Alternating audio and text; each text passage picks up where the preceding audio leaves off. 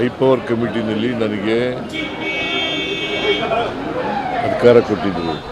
ನಾನು ಈಗ ಬ್ರೂಕರ್ ಪ್ರಶಸ್ತಿ ಬಂದಿದೆ, ಇವರಿಗೆ ಈ ಸಾರಿ ದಸರಾ ಉದ್ಘಾಟನೆಗೆ ಅವಕಾಶ ಕೊಡಬೇಕು.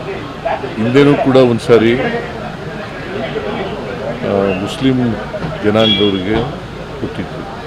ಯಾರು ಕವಿ ನಿಸಾರ್ ಅಹಮದ್ ಅವ್ರಿಗೆ ಕೊಟ್ಟಿತ್ತು. ಸೊ ಚಾಮುಂಡಿ ದಸರಾ ಮಹೋತ್ಸವ ಇದೆಯಲ್ಲ, ಇದು ಒಂದು ಸಾಂಸ್ಕೃತಿಕವಾಗಿ ಮಾಡ್ತಕ್ಕಂಥ ಹಬ್ಬ. ಇದು ಒಂದು ನಾಡ ಹಬ್ಬ. ನಾಡ ಹಬ್ಬದಲ್ಲಿ ಇಂಥವರೇ ಉದ್ಘಾಟನೆ ಮಾಡಬೇಕು ಅಂತ ಏನಿಲ್ಲ, ಇಂಥ ಧರ್ಮದವರೇ ಉದ್ಘಾಟನೆ ಮಾಡಬೇಕು. ನಾಡ ಹಬ್ಬ ಅಂತಂದರೆ ಎಲ್ರಿಗೂ ಹಬ್ಬ. ಹಿಂದೂಗಳಿಗೆ, ಕ್ರಿಶ್ಚಿಯನ್ರಿಗೆ, ಮುಸಲ್ಮಾನರಿಗೆ, ಬೌದ್ಧರಿಗೆ, ಜೈನರಿಗೆ ಮತ್ತು ಇವರೆಲ್ಲರಿಗೂ ಕೂಡ ಹಬ್ಬ ಇದು. ಈ ಹಬ್ಬನ ಹಿಂದೆ ಮಹಾರಾಜರ ಕಾಲದಲ್ಲಿ ಹೈದರಾಲಿ ಟಿಪ್ಪು ಆಚರಣೆ ಮಾಡ್ತಿದ್ದಿಲ್ವ ದಸರಾನ. ಹೈದರಾಲಿ ಟಿಪ್ಪು ಮಹಾರಾಜರ ಆಳ್ವಿಕೆ ಇಲ್ಲದೆ ಇರುವಾಗ ಹೈದರಾಲಿ ಟಿಪ್ಪು ಮಾಡ್ತಾಯಿದ್ರು.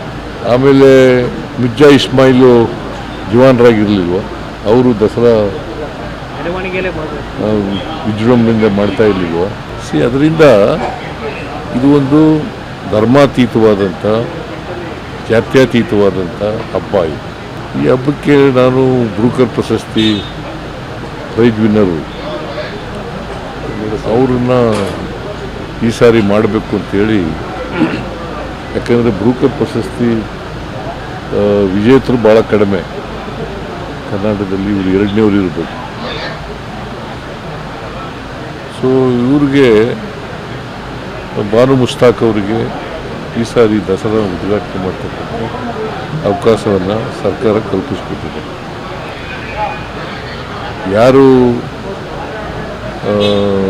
ಧರ್ಮಾಂಧರಿದ್ದಾರೆ ಅವ್ರು ಮಾತ್ರ ಕೆಲವರು ಮಾತಾಡ್ತಾರೆ. ಸೊ ಅವ್ರಿಗೆ